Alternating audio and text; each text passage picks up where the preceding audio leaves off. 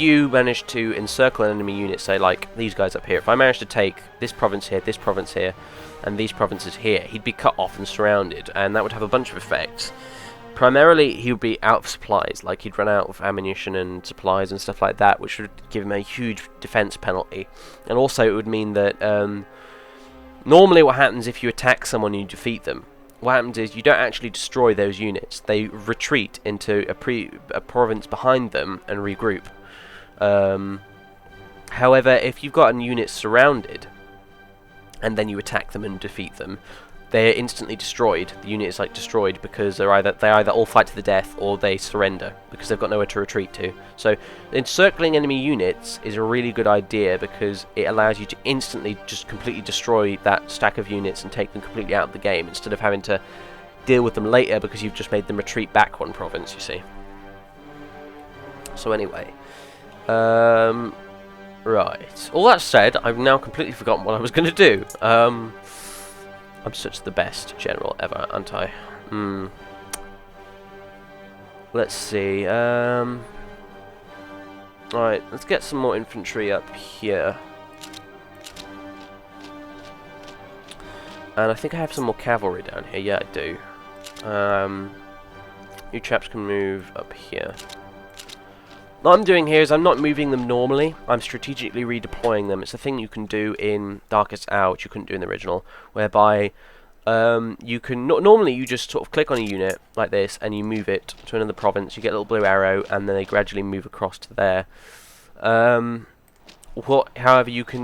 that takes some time, you see, because that represents them, they're literally marching on foot to their location, or on horseback in this case, because they're cavalry.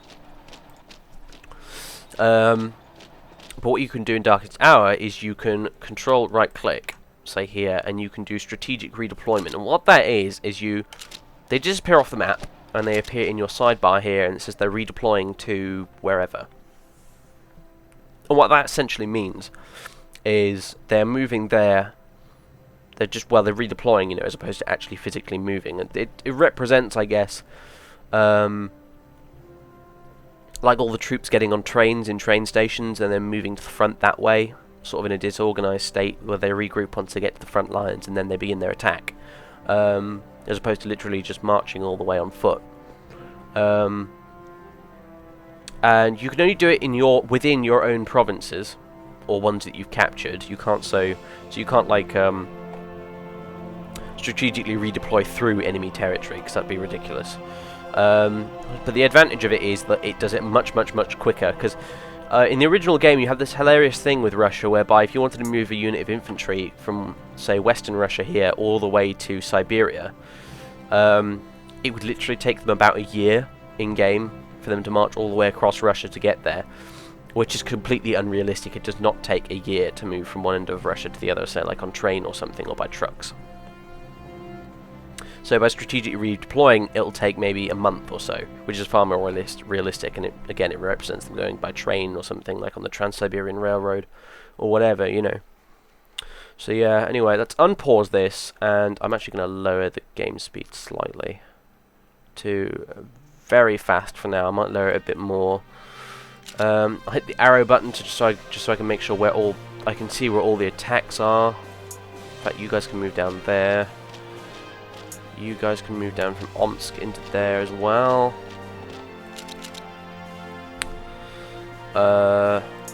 These chaps in Orsk. You can attack Chalkar. I don't expect them to win again, but it might bog them down a little bit while these guys can move in. Also, what I'm going to now check is, this is another important part of warfare, you check on the victory points map mode where the enemy victory points are. And victory points are important because provinces with victory points in, like say Alma-Ata, which I think is their capital, has one victory point, and over here Astrakhan has one as well. Now, to defeat an enemy in a war, you can do one of two things. You can, one, take over every single province they have and then annex them that way. Or two, there's three ways really.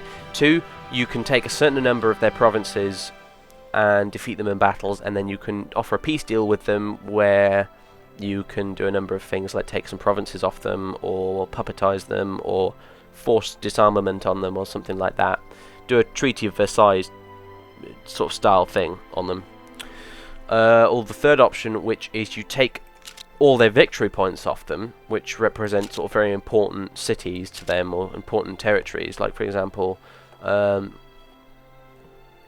with Germany, their main victory points are their main industrial cities here in yellow, which have maybe 1, 2, 3 victory points each, and you have their crucial cities like Essen, which is a huge industrial city, which has 25 victory points, and Berlin, which has 30, which is huge.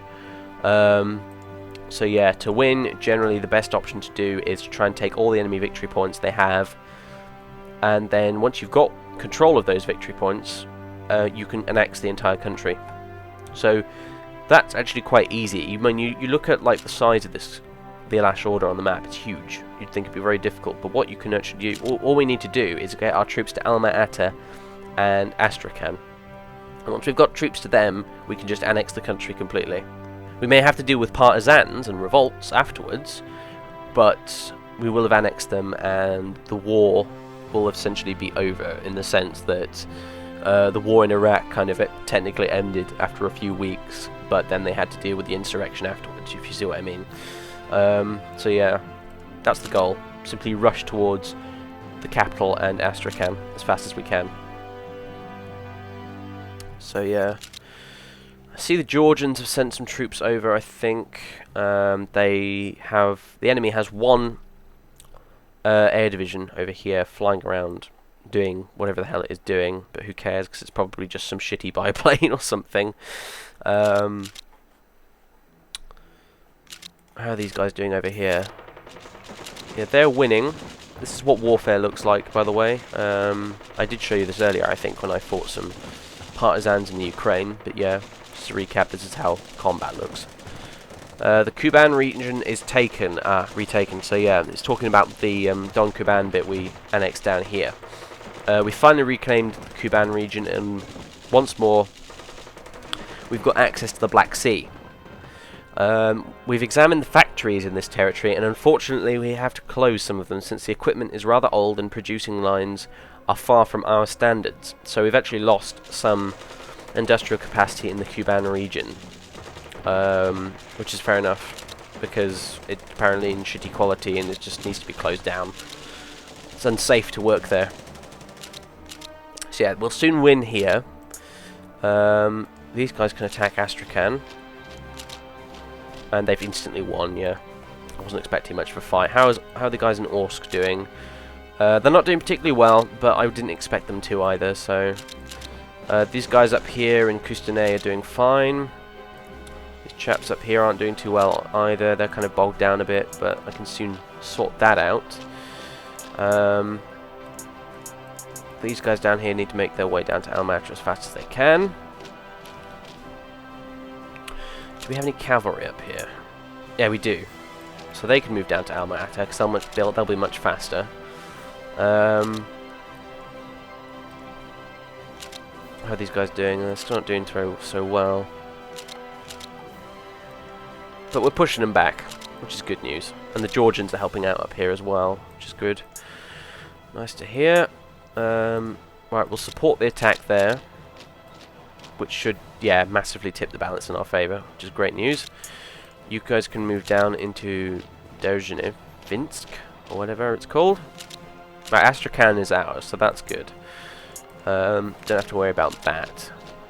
Just have to make sure we don't lose it again. Okay, the Alash Orda offers us peace, and we're going to decline because I will stop at nothing short of annexing them. And the Qing Empire has annexed Shangoing Tianguo, which is one of the very many little Chinese not puppet kingdoms, but one of the many Chinese splinter kingdoms. So the Qing Empire, this big blue blob up here, has annexed that, and that has now prompted Germany to declare war on the Qing Empire in China, which should be interesting. Germany versus China, who will win? Only time will tell. If it distracts Germany, though, I'm perfectly fine with it. They're busy dealing with colonial nonsense, while I steadily expand into Central Asia. That's all good, as far as I'm concerned. Oh, they're still winning up here. That's bad. Right, you guys support that attack down there quickly. Make sure that's dealt with, and then support the attack here straight after. Japan annexed the Fentian Republic. Finally. It took them long enough, but like I said, I'm not particularly happy about it. They may just puppetize the damn thing again though straight away, which would be fine by me. Right, okay, so that's one there. Now you guys need to support the attack there afterwards to make sure that line doesn't collapse either. Turn the arrows back on. Right, there we go. We can see a lot more easily what's going on exactly. So you guys move down there. You guys... yeah, you guys keep attacking there. Oh, right, Japan's declared war on the Qing Empire and Germany. So there is now in Asia a three-way war between the Qing Empire, Japan, and Germany. Which is very interesting, because I've never ever seen that happen before. I thought for one horrifying moment there they declared war on me, actually. But no, they've not. My belligerence is nowhere near high enough. Well, actually, I don't know. It's at 27 now, which is a fairly respectable amount. Although Japan has a belligerence of 78. Belligerence, by the way, is a score which is like an aggregate kind of total of kind of how aggressive your country is being on the world stage. And the higher belligerence you have, the more likely other countries are to declare war on you. Our belligerence is 27, however, which is worse than Germany, who has 0, but it's much better than Japan, who has 78. Which is fine. Qing Empire also has 0. France has 2. The Spanish communists have 18. The Carlists have 19. Britain has 0. The US has 16. Just as a general, you know, comparison there to keep it in context.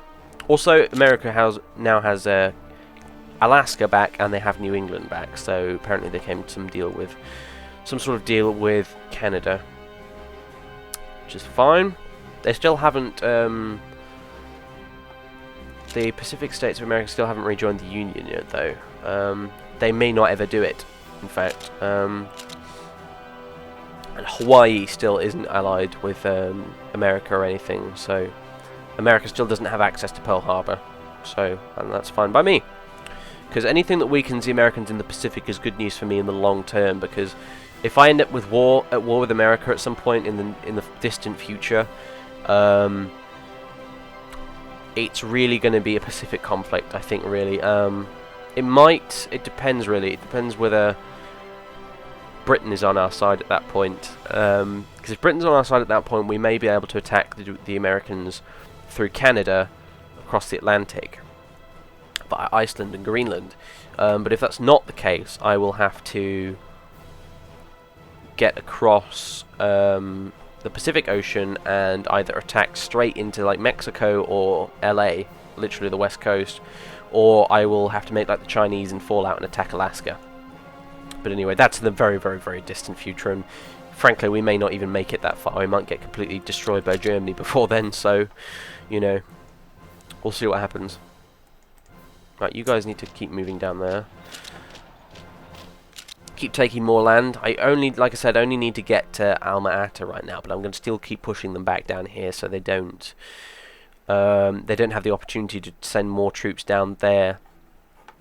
I'll just keep them distracted, you know, and it'll also cut off a few of them. I think if I take Chalkar now, yeah, these guys here are all cut off from the capital city down here, which means they're all going to suck massively in combat, which is great news. Make my job much easier. And plus, the more fighting we do, the more experience our divisions will get, which will increase their combat efficiency.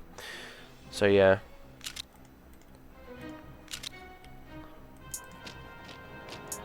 You guys keep moving. You guys are getting plastered by somebody. Right, you guys attack there. Maybe that'll take the pressure off. No, not doing so well. Yeah, their organization's really low from fighting and moving around so much. Right, you guys attack as well. That should tip the balance in our favour. Yeah, it has. Right, they're screwed now. They're going to get destroyed. And now we just have to wait for our cavalry divisions to make their way to the capital. take it over, and then it'll be annexed and it'll be